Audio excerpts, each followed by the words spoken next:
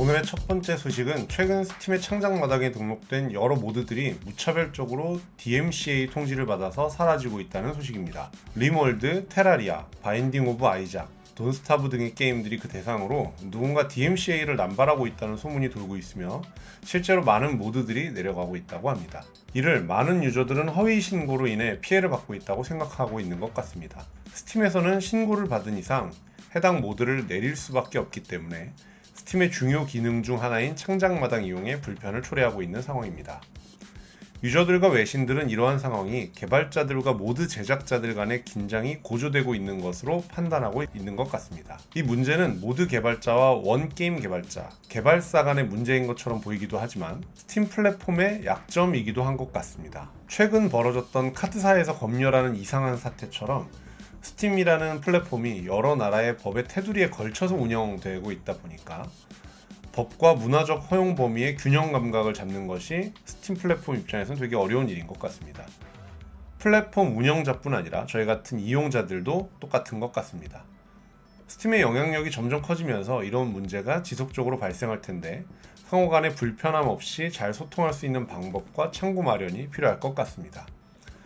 다만 아쉬운 것은 스팀은 개인적으로는 연락이 편한데 포럼이나 메일을 통해서 회사적 책임에 대해서는 접근이 굉장히 까다로운 회사로 보이는 것 같습니다. 책임자와 얘기를 한다거나 슈퍼바이저와 대화를 메일로 주고받는다거나 우리나라 이용자들이 스팀에 법적으로 영향력을 행사할 수 있을까 궁금합니다. 이것은 굉장히 어려운 문제인 것 같습니다. 두 번째 전해드릴 소식은 배틀필드 6입니다. 지난 주말에 동시 접속자 52만 명을 기록하면서 역대 최고 베타 동접자 기록을 세웠습니다.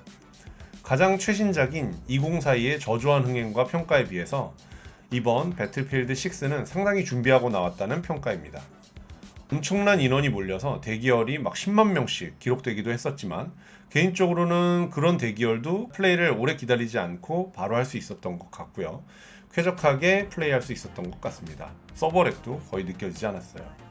동시에 핵 사용자 33만 명을 차단했다는 것을 알리면서 얼마나 많은 관심도가 신작에 쏠리고 있는지 알 수 있게 해주는 대목이었습니다. 이번 작은 특히나 한글 자막뿐 아니라 한국어 더빙을 포함하는 것이 알려져서 오랜만에 한국 친화적인 트리플 A 게임 등장에 반가운 것 같습니다. 이번 작은 2042에서 안타까울 정도로 저조하게 그려지던 건물 파괴 효과가 극대화되면서 병과 시스템이 부활되고 그래서 전장에서 각 병과들이 훨씬 더 뚜렷한 역할을 수행할 수 있게 되는 점도 반가운 것 같습니다.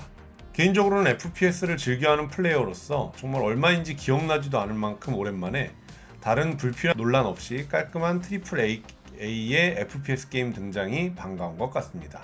그동안 많은 게임들이 논란이 묻어서 등장해가지고 저희가 보기도 전에 기대감이 많이 꺾어졌던 것에 비해서 이런 무논란 등장이 아주 속이 시원합니다. 정말 오랜만인 것 같아요.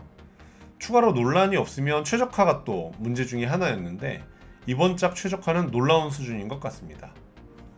최신작 그래픽카드가 없어도 옵션 타협을 어느 정도 해서 60프레임 방어가 가능하다는 것이 이런 대규모 전장 그리고 장비들 막 건물 파괴 이런 것들을 구현하는 게임에서 놀라운 점인 것 같습니다. 이런 게임을 통해서 전체적인 게임계가 그동안 그래픽 최적화를 무시한 그래픽 효과 전달에만 막 목을 맸던 것이 한 단계 새로운 단계로 들어가게 되는 계기가 되어주는 게임이 되지 않을까 개인적으로 기대해봅니다. 오늘 전해드리는 소식은 여기까지입니다.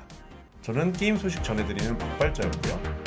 새로운 흥미로운 소식으로 다시 찾아오겠습니다. 감사합니다.